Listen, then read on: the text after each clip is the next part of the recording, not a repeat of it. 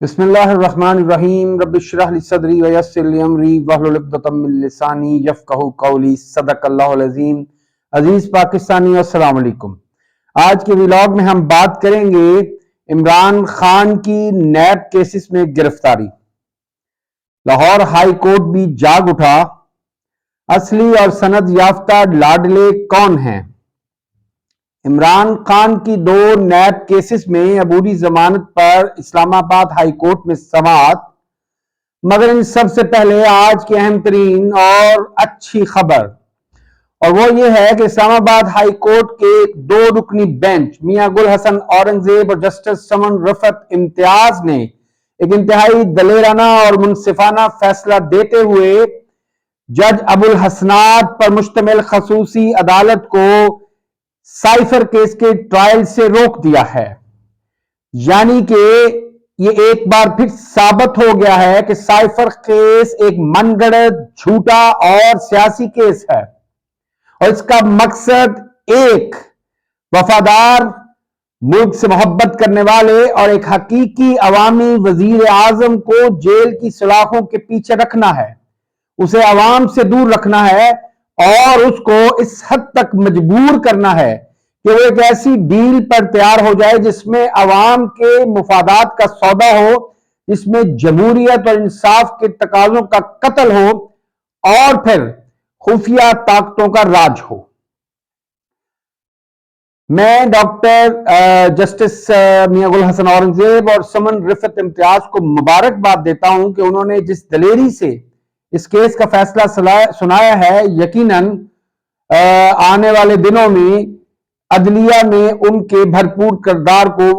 خوب سراہا جائے گا، اور شاید یہی وہ متوقع فیصلہ تھا، کیونکہ وکلا یہ بات بار بار کہہ رہے تھے کہ سائفر کیس حقیقت میں کوئی کیس ہے ہی نہیں،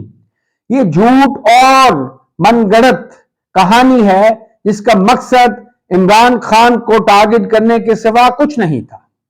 اور جس کا نتیجہ آج نکل آیا۔ اور اسی وجہ سے کل نیب نے جسٹس بشیر کی عدالت سے ہنگامی طور پہ توشہ خانہ کیس اور القادر ٹرسٹ 190 ملین پاؤنڈ کیس میں عمران خان کے نہ صرف وارنٹ گرفتاری جاری کروائے بلکہ جیل میں جا کر ان کی گرفتاری بھی ڈال دی۔ حیران کن طور پہ یہ وہی دو کیسز ہیں جن میں نیب اسلام آباد ہائی کورٹ کو پچھلی سماعت میں مطمئن نہ کر سکا، اور اسلام آباد ہائی کورٹ نے نیب کے وکلا سے کہا کہ اب آئندہ بھرپور تیاری کر کے آئیں، اور نیب نے اسلام آباد ہائی کورٹ کو یقین دہانی کرائی کہ انہوں نے عمران خان کو کسی اور کیس میں گرفتار نہیں کرنا،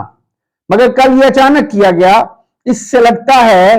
کہ عدلیہ کے اندر ایسے ناسور بیٹھے ہوئے ہیں جو نادیدہ قوتوں کو اور وطن فروش سیاسی دلالوں کو بر وقت وہ اطلاعات فراہم کر دیتے ہیں جن کی مدد سے آنے والے فیصلوں کے بارے میں بخوبی آگاہی حاصل کی جا سکے۔ بہرحال پی ٹی آئی اور پاکستان کے عوام کے لیے یہ ایک اچھی خبر ہے کہ سائفر کیس پر عمل درآمد روک دیا گیا ہے۔ اب دیکھنا یہ ہے کہ قاضی فائز عیسیٰ صاحب کب لگے ہاتھوں ہی صحیح وہ سائفر کیس پر عمران خان کی ضمانت کے کیس کو سماعت کے لیے مقرر کر دیں اور عمران خان کو اس کیس میں ضمانت دے کر انصاف کے تقاضوں کو پورا کریں۔ ویسے تو قاضی صاحب کے پاس پرانے اور فرسودہ کیسوں اور بیکری آئٹمز کی قیمتیں مقرر کرنے جیسے کیسوں ہی کے لیے وقت ہے، لیکن ہو سکتا ہے کہ اب قاضی صاحب عمران خان جو کہ پاکستان کے سابقہ وزیر اعظم ہیں اور پاکستان کے مقبول ترین عوامی رہنما ہیں، شاید پاکستان کی 76 سالہ تاریخ میں کسی بھی سیاسی رہنما کو وہ عوامی پذیرائی، محبوبیت اور قبولیت نہیں ملی جو عمران خان کو ملی ہے، لیکن قاضی فائز عیسیٰ صاحب کے پاس اب تک تو نہیں، لیکن شاید آئندہ کو کچھ ایسا وقت نکال پائیں جس میں وہ عمران خان کو بھی انصاف دے سکیں۔ کل عمران خان کو جن دو کیسز میں گرفتاری ڈالی گئی ان میں توشہ خانہ کیس، جی ہاں ناظرین، یہ وہی کیس ہے جس میں حال ہی میں جسٹس بشیر نے حکم دیا کہ نواز شریف کی تمام ضبط شدہ اثاثوں کو واگزار کر دیا جائے اور ان کے اکاؤنٹس کو بحال کر دیا جائے۔ تاہم اسی ایک گھڑی کے کیس میں جس کی قیمت عمران خان نے ان دوسرے تحائف سے کئی گنا زیادہ ادا کی جو آل شریف اور زرداریوں نے توشہ خانہ سے لیے تھے اور سینکڑوں کی تعداد میں لیے تھے، اس ایک گھڑی کے کیس میں نہ صرف عمران خان کے اوپر ایک جھوٹا کیس چلایا جا رہا ہے بلکہ ان کی گرفتاری ڈال دی گئی، اور مقصد یہی ہے کہ اگر سائفر کیس میں ان کی ضمانت ہو تو ان کو کسی بھی طریقے سے جیل سے جانے نہ دیا جائے اور ان کو عوام سے دور رکھا جائے۔ شاید یہ فیصلے کروانے والے اور جسٹس بشیر جیسے ججوں کو اپنی انگلیوں کے اشاروں پر نچانے والے یہ بھول جاتے ہیں کہ جب ہمارے گھر میں نفاق کی دراڑیں گہری ہوتی جاتی ہیں، جب قوم میں انتشار بڑھتا جاتا ہے، جب قوم ریاست سے، میں بار بار ایک ورڈ یوز کرتا ہوں، ریاست سے لا تعلق ہونا شروع ہو جاتی ہے، جب قوم سمجھتی ہے کہ اس کا ریاست سے کوئی تعلق نہیں ہے کیونکہ ریاست کے معاملات میں اس کا کوئی کردار نہیں ہے، تو پھر دشمن کو اپنے گھنونے کھیل کھیلنے کا موقع ملتا ہے۔ پھر دشمن بار بار ریاست پہ وار کرتا ہے، کاری وار کرتا ہے، وہ آپ کو مارتا ہے، اور صرف آپ کو مارتا نہیں بلکہ وہ آپ کے گھر میں گھس کر مارتا ہے، جس کی مثال ہمیں کبھی میاں والی ایک بیس پر حملے کی صورت میں ملتی ہے تو کبھی پسنی اور اورمارا کے درمیان 114 شہیدوں کے لاشوں کی صورت میں۔ حیران کن طور پر اتنے بڑے سانحات کے باوجود ہم اب تک کچھ نہیں سیکھ سکے۔ ثانیہ میاں والی کے بارے میں تو موجودہ وفاقی وزیر اطلاعات مرتضی سولنگی کا جو چینل ہے نیا دور، وہ کہتا ہے کہ 35 فوجیوں کی جانیں گئیں اور شاید 23 کے قریب طیارے تباہ ہوئے۔ اگر یہ نقصان اتنا بڑا ہے تو یہ ایک قومی سانحہ ہے، یہ کئی 9 مئی جیسے جھوٹے اور من گھڑت واقعات سے بڑا سانحہ ہے، لیکن نہ تو اب تک قوم کو اس کے حقائق بتائے گئے ہیں اور نہ ہی یہ جاننے کی کوشش کی گئی ہے کہ آخر پورا ایک دستہ، دہشت گردوں کا ایک پورا دستہ میاں والی کیسے پہنچا،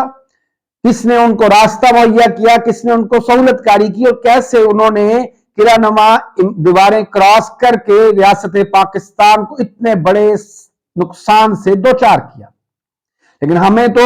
ضروری ہے کہ ہم عمران خان کو کمزور کریں، ہمارے اوپر فرض ہے کہ ہم ریاست پاکستان کے باشندوں کے مفادات کو کچلیں، ہم اس شخص کا سر کچلنے کی کوشش کریں جو ریاست کے مفاد کی بات کرتا ہے، ہم اس شخص کو گھٹنوں پر جھکنے پر مجبور کریں جس کو ریاست کے اقوام کی ایک غالب اکثریت محبت کرتی ہے، اسے محبوب کا درجہ دیتی ہے۔ بہرحال سوال یہ پیدا ہوتا ہے کہ وہ اصلی لاڈلے کون ہیں؟ وہ 2 اصلی لاڈلے جن کو آج کل یہ خوف ہے کہ ہم پر یہ جو لاڈلے کا ٹیگ ہے یہ کہیں قبر تک ہمارے ساتھ نہ چلا جائے۔ جی ہاں، تو ناظرین 2 سند یافتہ لاڈلے، ایک تو ہیں مولانا فضل الرحمان اور دوسرے ہم سب کے ہر دل عزیز میاں محمد نواز شریف اور ان کا ٹبر۔ ناظرین ان کے لاڈلے ہونے کی پوری تاریخ میں بیان کر چکا ہوں، مگر جس طریقے سے پچھلے چند سالوں میں مولانا فضل الرحمان نے اور آل شریف نے پاک فوج کو گالیاں نکالی، پاک فوج کے شہیدوں کے خون کو رسوا کیا، ان کی توہین کی، جس طریقے سے پاک فوج کے جرنیلوں کی کردار کشی کی،